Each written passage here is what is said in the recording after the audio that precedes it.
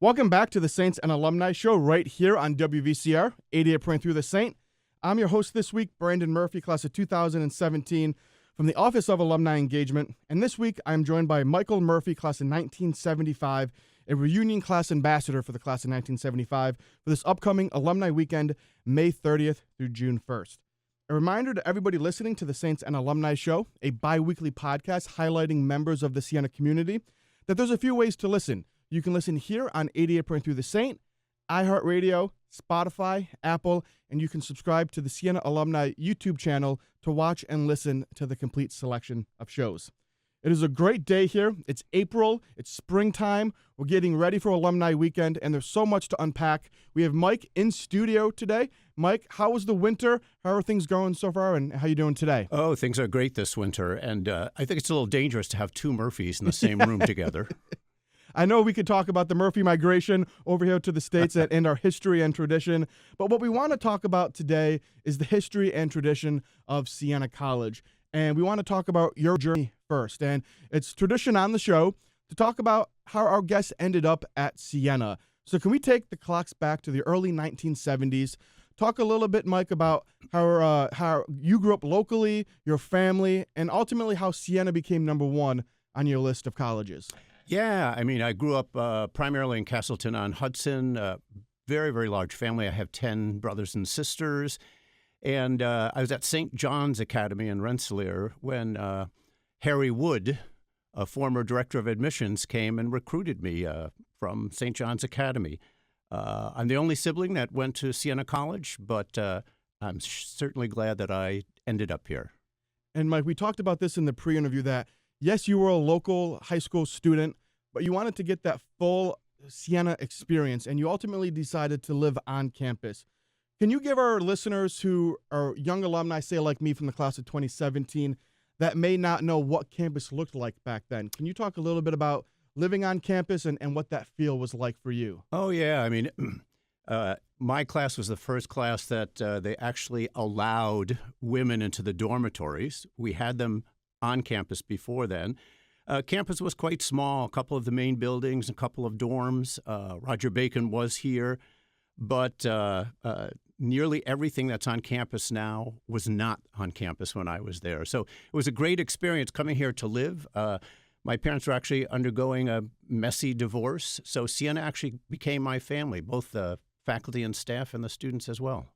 Mike, can you give us a little bit of insight into where you lived? Was it Hines Hall? Was it Plassman? Was it an apartment that was off campus but felt like it was on campus? A little bit about that lifestyle. Yeah, no, I lived right on campus in Ryan Hall. My fraternity brothers were mostly in Ryan Hall, but some were in Plassman as well. It was great. When I first went to the food service, I couldn't remember having such good food. It was really spectacular, and they changed that food service the year later because I think they were a bit expensive.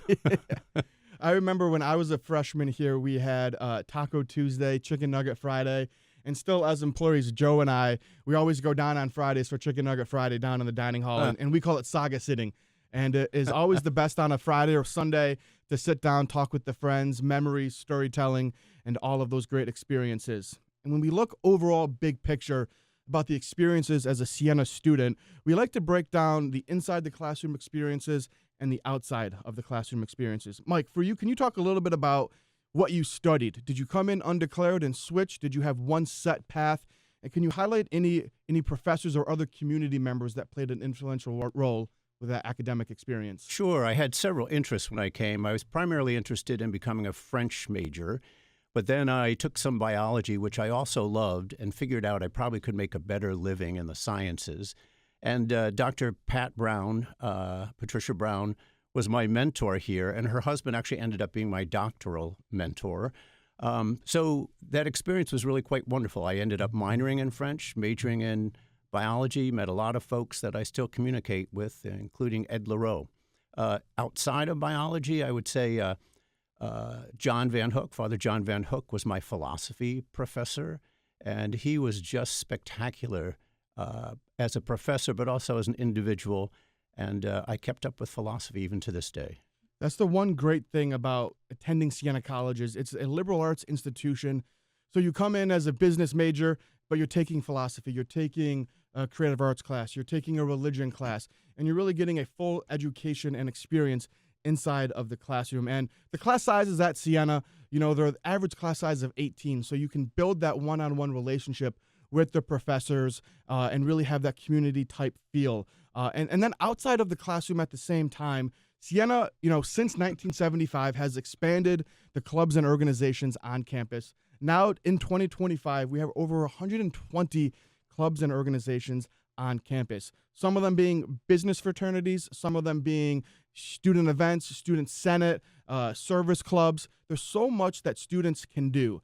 But back in 1973, 1975, what was the clubs and organizations like on campus, and were there any particular ones that you wanted to be involved in?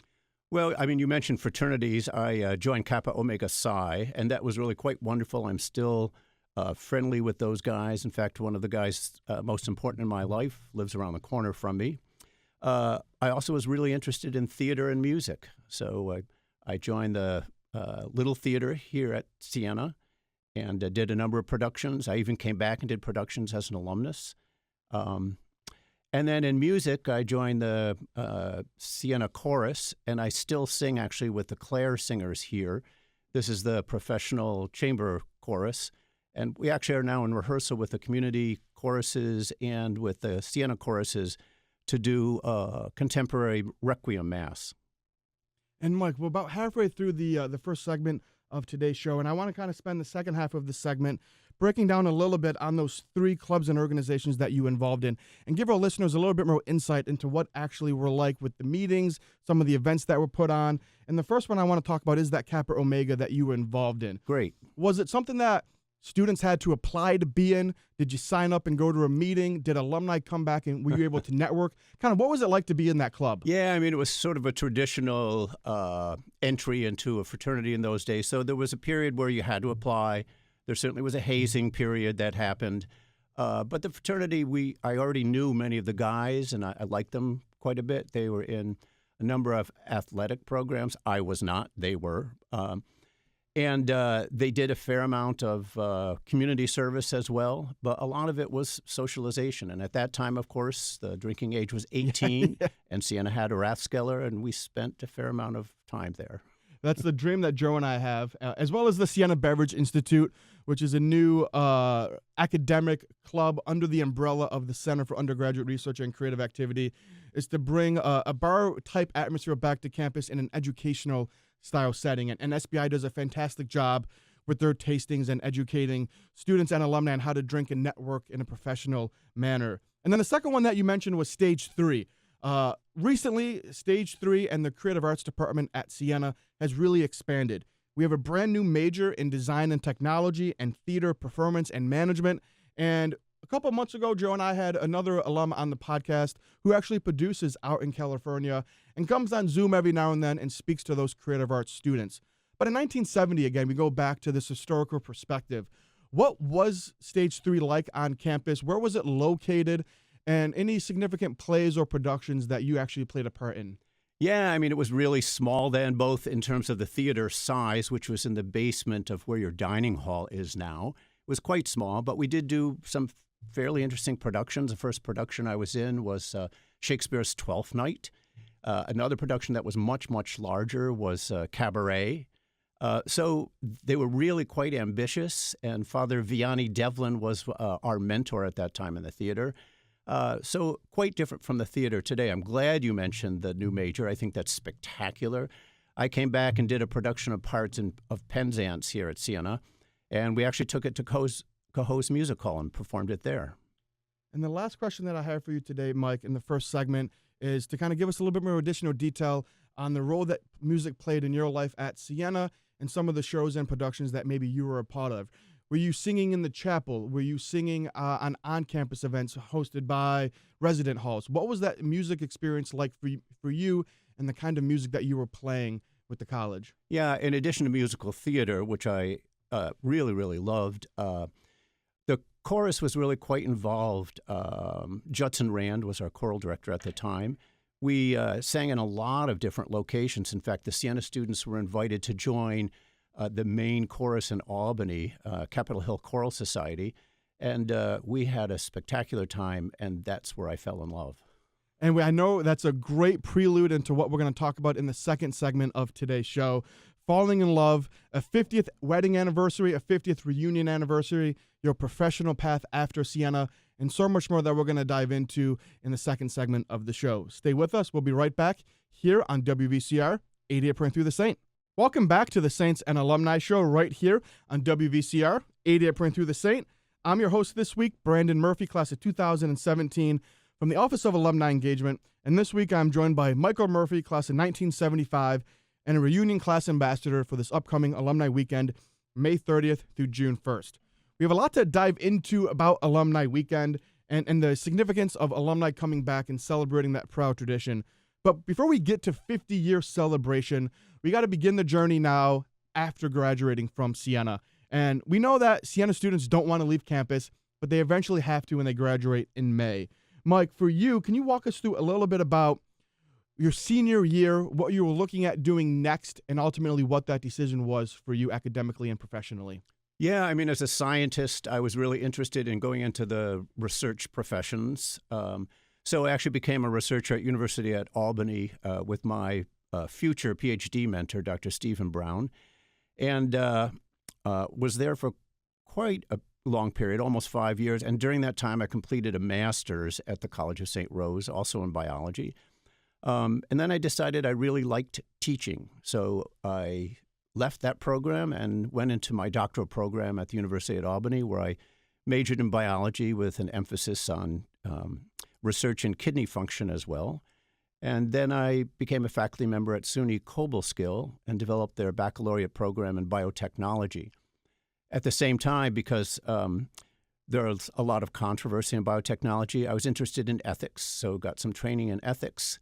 And after a 25-year career at SUNY, I left and got a second doctorate at Albany Med in clinical and biomedical ethics, and still do that today. Mike, I'm curious. We don't often have alumni on the show that went through a doctoral program, let alone two.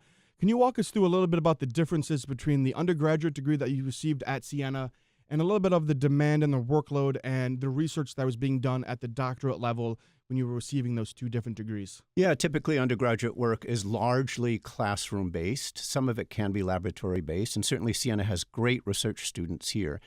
In doctoral programs, particularly in the sciences, it is nearly all research, and that means lab work, but also it means investigation of the literature.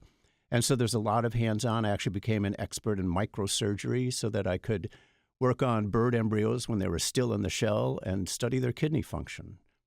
And Mike, you mentioned in your last answer, you spent your lifetime mostly in the classroom teaching and being a professor. Can you walk us through some of the favorite memories or what you loved most about being in a classroom teaching younger students? And then can you highlight a little bit about your time as an adjunct professor here at Siena College and what you taught here at Siena? Yeah, I mean, things have changed tremendously for the better. I really love classroom teaching because it's really interactive if it's done well. It's also performance if it's done well. So you have to have a knowledge base, but also performance skills, in my view. When I came back to Siena to teach the morals and medicine class, for example, to the Albany Med accepted students, I was very, very impressed with the student population here. They've changed tremendously in diversity particularly. So that really was quite rewarding, and I still see those students today in my work at Albany Med. In fact, yesterday I was a cardiac patient for them so they could do ultrasound of my heart. So it's funny that you say that, Mike. We were just in a Council of Administrators meeting yesterday, which is all the admins get together once a month and we learn about the advancements of what's happening inside and outside the classroom. And there's the brand new Noble Hall Science expansion, which is the brand new $35 million building for all of the sciences within Siena. And part of the new nursing labs are remote control patients, where a professor can be inside this control room and have the patient sit up suddenly or begin to cough suddenly. But now that we're having live patients at the same time, it's a really interesting dynamic that the students can have in the classroom. And you continue to talk about the things that you're passionate about. And I know that Fulbright is one of them. Can you talk a little bit about what you have done with Fulbright here locally and at the international level as well, Mike? Yeah, I mean, my first Fulbright was to the Czech Republic to the Czech Academy of Sciences. Again, I was still working on kidney function then. I met wonderful, wonderful friends there that I still communicate with. And then my second Fulbright was at the beginning of the war between Russia and Ukraine. I was at the Slovak Medical University teaching, and I was very proud of my medical students there because they worked with physicians to triage at the borders for refugees coming in. And then locally, of course, when I came back, we did not have an Eastern New York chapter of the Fulbright Association, so I developed that chapter, and actually it was Siena that hosted the first meetings and sponsored it and covered everything. So it was quite successful here. I'm thankful to Siena for that. We're actually going to have Matt Schizzle, class of 2015, on in a couple of weeks to talk about his Siena experience as well as how he's grown Fulbright program at Siena to a nationally recognized program. He's since left for the Department of Education, but he has been a tremendous resource in growing that program here at Siena.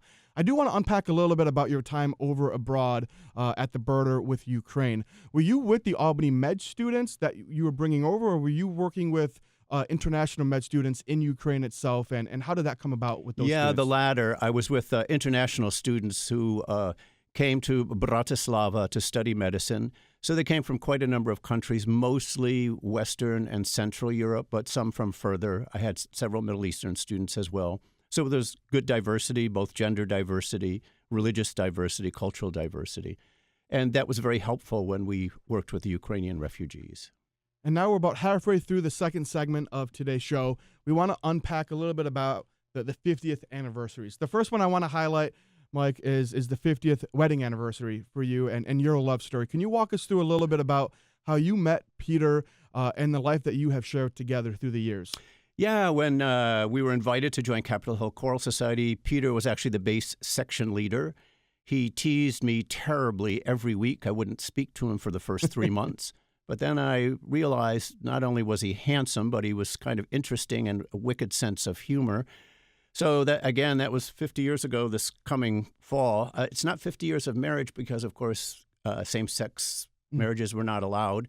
But as soon as it was allowed, we did get married. We were domestic partners before that. I still love him dearly, and he's a bit older. And later on, he actually became a professor at Siena College. He was the music department.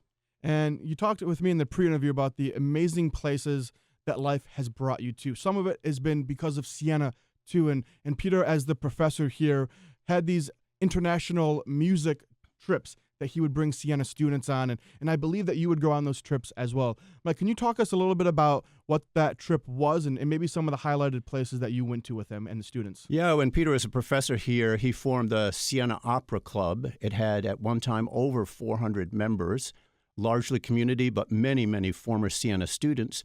And when I was in Czech Republic, I had Pete come over because there are 4 opera houses and a lot of performance spaces in walking distance. And Peter began taking literally hundreds of people abroad to Russia, to Czech Republic, to Vienna, all over the world, to London, to Ireland. And that Siena connection was still very strong because, of course, we still had many of those students with us. He also led USO tours as well. And again, he took quite a number of the Siena students on trips abroad. They had wild experiences, some I cannot talk about on this forecast or this broadcast. And Mike, can you just give us briefly, though, what is a USO tour and how do students get involved with that? Yeah, the application process usually is some professor, in this case it was Mark Heckler when he was here, would apply for a tour. And they would have a small show, usually musical, that they would take abroad. And they often would frontline some other performer. The typical one in the early days, you might have famous singers or dancers or comedians. And the Siena students put on really interesting shows like Side by Side by Sondheim. And they had wonderful experiences, especially in travel. They traveled often in military aircraft. Where they were just essentially hanging out in the back with the military men and women. And we're getting closer and closer to Alumni Weekend, May 30th through June 1st. Registration it will be open at siena.edu/Alumni Weekend. There is a wonderful schedule of events, including the 50th reunion dinner. This year it's highlighting the class of 1970 and 1975 to receive their 50th medallion from the president of the college. There's a few registration bundles that you can look at. The first one is the Bernie bundle, which essentially gets you into all of the paid events throughout the weekend. And the Bernie Bundle Plus, which is new in the second year, is a package that gets you into all of those same events with a contribution to the Siena College Annual Fund. It is a wonderful weekend that we have lined up, and you're a reunion class ambassador for the class of 1975, Mike. What has it been about maybe the reunion experiences that you've had in the past or your Siena experience as a whole that made you want to step up and be a leader for your class and getting them back to celebrate this 50th milestone? Yeah, I mean, I attended many reunions, certainly my 5th, the 10th, the 15th, maybe the 20th as well. And they were always an occasion to get back together, not only with our own class, and I have a lot of folks that I really enjoy seeing, especially if I haven't seen them in a while, but you get to know people from classes before you and after you. And in my case, as with some others, coming back to Siena episodically to either teach or go to games or do music productions keeps us in touch. So I'm very excited about this reunion. I can't wait to see my friends and to meet new friends as well. The difficult thing about this one reunion was it's the pandemic gap that we had. We were unable to, say, for example, celebrate the class of 2015's 5-year anniversary. We were unable to celebrate the class of 2020's traditional commencement. So this is an incredibly important reunion year to have our alumni back on campus. And I'll conclude with this question, Mike. With these two significant milestones coming up in your life, the 50th with Peter, the 50th with Siena College, what's it going to mean for you to have Peter here on campus with you, celebrating both of these anniversaries together and the significance that these two places have in your heart? Yeah, Peter and I have such strong Siena connections that anything we do with Siena, and we both are back here episodically, anything we do Siena just reinforces our affection for Siena and certainly our affection and love for each other. Pete's getting a little frail. He's a little older. He'll turn 86 this year. But when we come back to campus, we still have a lot of creative arts people who come and flock around him, not only because they enjoy his company, but he really is a wicked, wicked man with a wicked sense of humor. I appreciate that. Well, Mike, I'm very excited to meet Peter in just a couple of weeks now. Really excited to have that 50th dinner with you and enjoy all the other events that we have around campus that weekend. It starts out on Friday with the 50th dinner. We move into the welcome back party Friday night at 7 p.m. Saturday, we start with the brunch, Bernie's block party, and the party goes on and on until Sunday at 10 a.m. with the mass at the Grotto. Mike, thanks so much for coming on today's show to share the Siena experience, life since Siena, and all that there is to celebrate in your life. And again, thank you for being a reunion class ambassador. Thank you, everybody, for listening to the Saints and Alumni Show. Have a great weekend. We'll see you next time.